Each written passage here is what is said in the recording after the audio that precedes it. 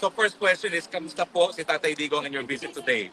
Okay, hello!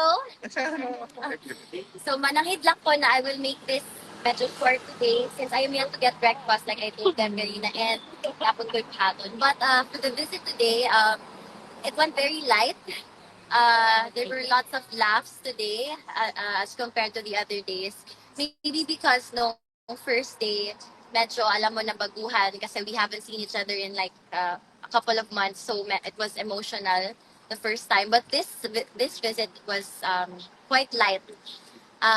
We were laughing the whole time and there was even this moment where he grabbed the microphone sa mga nakikinig and he told them in Bisaya na ito pakinggan nyo, tawa kami ng tawa. Kaya, ayun, so it was a light visit and he's okay.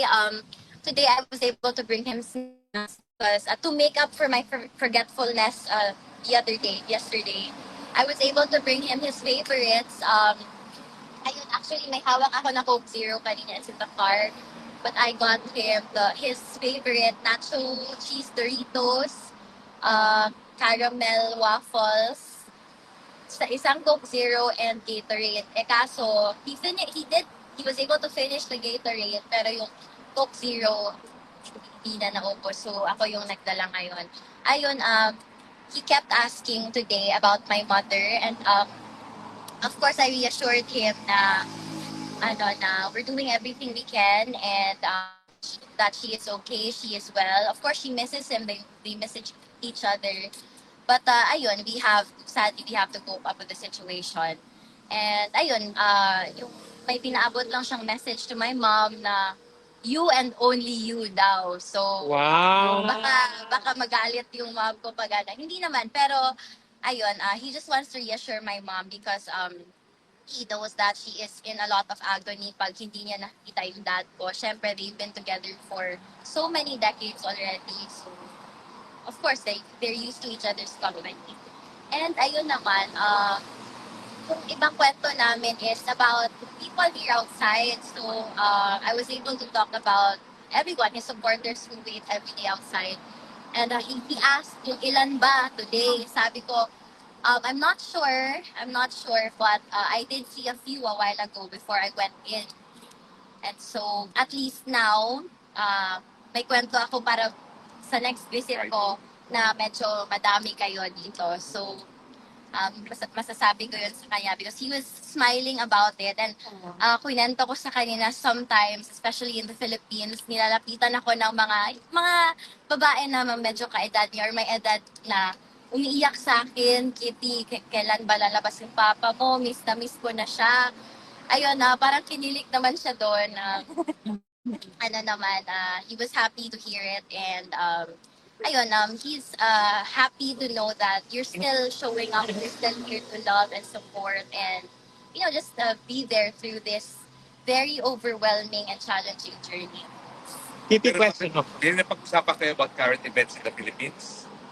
That was nag-uusap sila ni Vicky on the phone, so I left it to So, VP was able to read him the newspaper and ako naman yung sa usual, family matters. Kasi ang dami niyang tanong usually. Ngayon, napag-usapan namin si Mira na ayaw pumasok, medyo matigas yung ulo. We had a hard time with that today. Sabi niya, nasabihan daw si Mira, pag hindi siya pumasok, hindi daw siya uuwi. So, ayun. And then we just went back and forth about every single member of the family. Kinamusta niya o kamusta si Pulong. Tapos kay Sarah na naman, Sebastian, Penny. And ayun, sabi niya, para sa akin daw, hindi mo na daw magpaligaw. So, ayun, kailangan kong sundin yun ngayon. So, ayun, he was, Sorry. yes, Kitty, you're so beautiful. My question for you is, yes. before kasi nakita ko, wait a minute. Alam ko, may picture tayo dati. True that. Ang ganda natin dalawa. Thank you, ma'am. Ma'am, tanong ko lang sa'yo, kasi alam ba ni former president na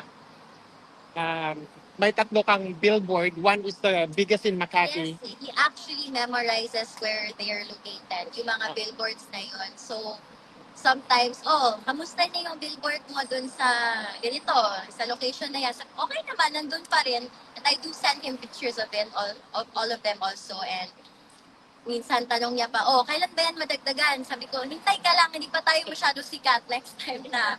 Sikat. Ayun. Kasi yung sa Makati nakita ko. Pero yung sa Davao and the other is So, thank you for that. Yes, Oo. thank you. Anong oras nag-start ang visit mo, Kitty, today? It started at 2:30. So, nabago oras. Ended at 4.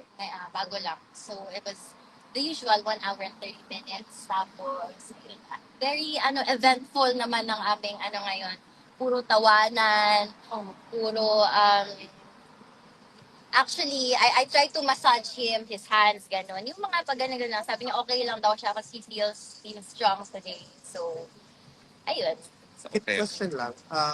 Is the characterization of your father physical appearance being bones, skin, still carries? I wouldn't say bones and skin. Of course, they have to feed him there. It's their responsibility, their obligation. But yes, he is losing a lot of weight, and but also he concluded na it comes with the aging, of course. When he realized na minsan nga sinasabi niya, oh, I am 84, I am 85. No, huwag ka, you are 80. Ayun. So, bata pa ka, hindi pa pwede.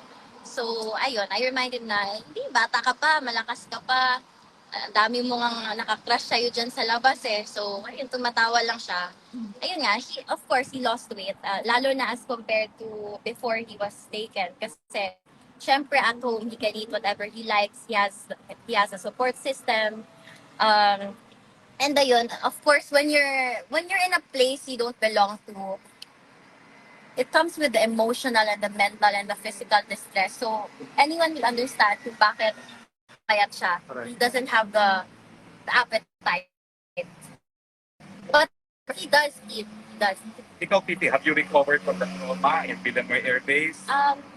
Ako, yes, naman, I would say. Kasi, it really came with the kind of upbringing both of my parents gave me.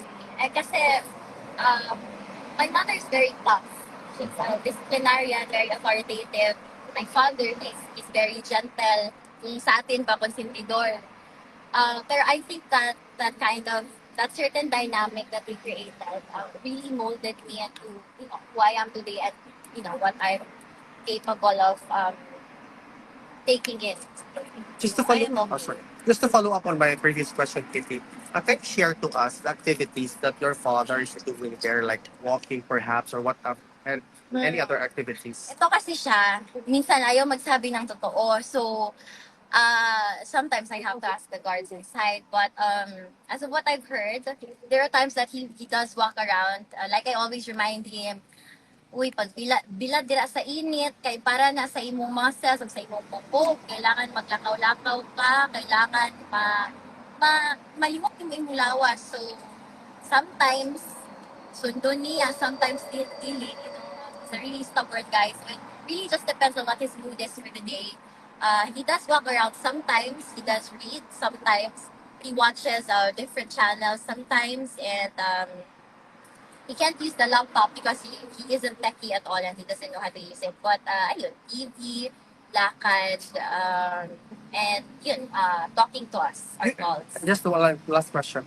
You mentioned before that he's looking out by the window, thinking if may tao pa ba sa labas. Can he see the people outside, or is it? No, he can't. Okay. Parang alam mo kung muni-muni niya, Correct. ganon.